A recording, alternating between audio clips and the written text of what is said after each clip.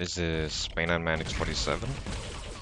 I've been working on a little game mode in Quake 3 Arena, or specifically it's IO Quake. Just thought I wanted to show it to you. So this game mode, you can see it's a lot like TDM. It's even on a TDM map right now, Deadfall Place. But the difference is there's a flag in TDM now. So what you have to do is you have to get the flag, pick it up when it spawns. It's gonna spawn right here. And then you have to kill people while you are holding the flag. And that's not your team that has to kill people while you're holding the flag. That's you who holds the flag that has to kill people.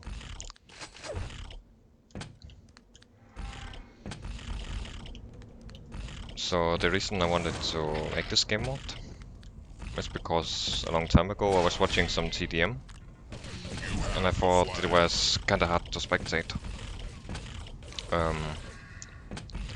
Because like the focus was split between 8 players, so I thought, what if we only had to focus on one player at a time? That's what this game mode is an experiment of. So now I've gotten a flag, and I can start making some frags. Thanks for the shot. Yeah, I got killed right now. Not very good. The enemy has your flag. So you can see something weird here. People that get frozen if they are killed by someone who doesn't have the flag. The enemy has your flag. And the reason for that is that we did a little test back in Diabotical with this game mode where we just kind of pretended to play it. And we found it was really annoying. If you had the flag and your teammate killed someone in front of you, then it basically denied your own team a score point right now. So what you can do with these frozen people is the flag carrier, he can shoot them, get them, and then that way confirm the flag. So like this. Oh, one of them was a teammate right there.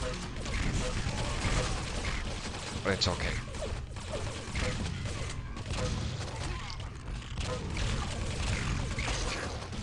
So this game mode is Your team has the enemy flag. should hopefully alleviate that spectatability problem, because you can just like follow the person who's carrying the flag at all times.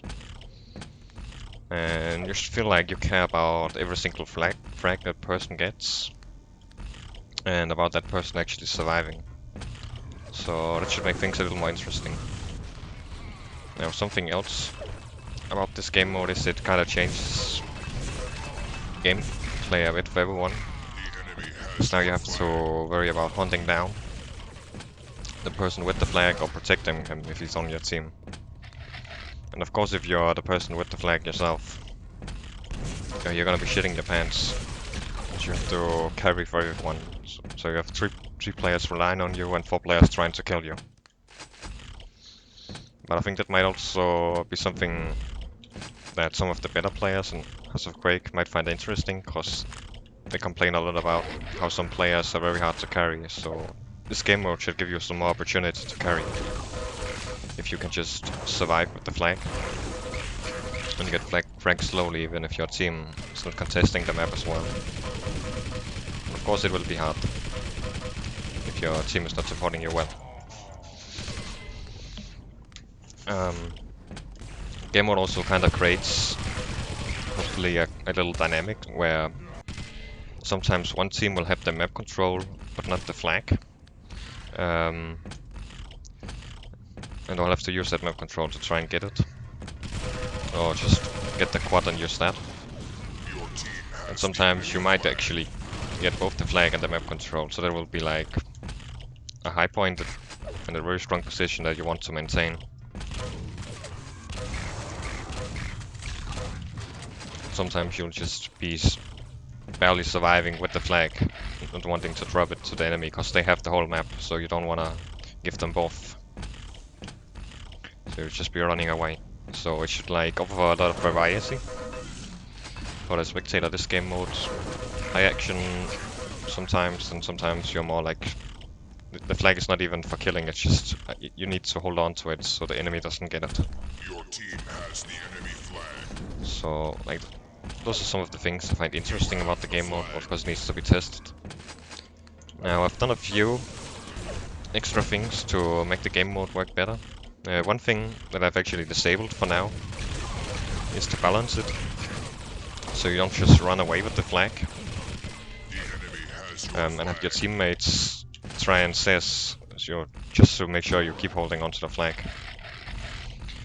Is I've added so you can drop shots when people die, and it should like make map control a little stronger, so you can't just run away, you need to actually contest the map. But I'm not sure it's needed, so I've turned it off for now.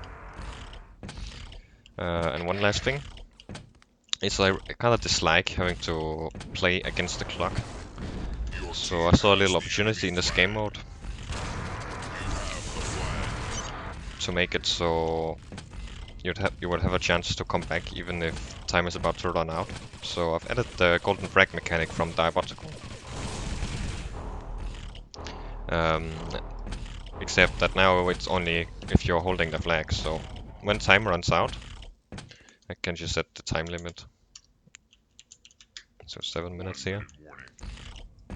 You need to get one more frag, or like just shoot one frozen person. And that should be pretty easy to do if you already have the flag. Like you can play really safe until you get that one frag. However, if the enemy kills you and steals the flag, or they do so before the time runs out, they have a chance to come back without having to worry about needing to do it before time runs out. So there's more chance for the comeback there.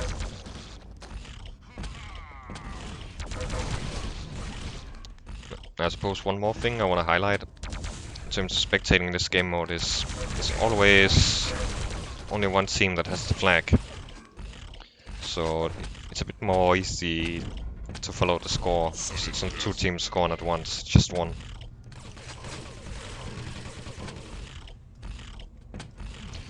That should like create a lot of swings, which should be more interesting, rather than it's just two teams neck by neck through the entire game,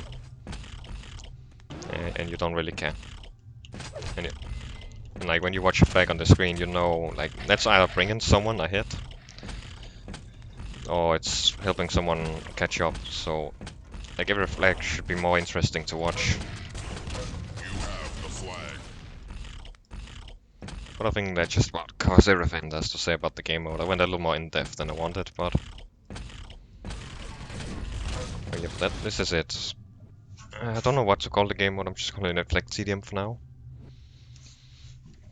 It's mostly finished, but I do need to test the netcode. I've put in the what was it called?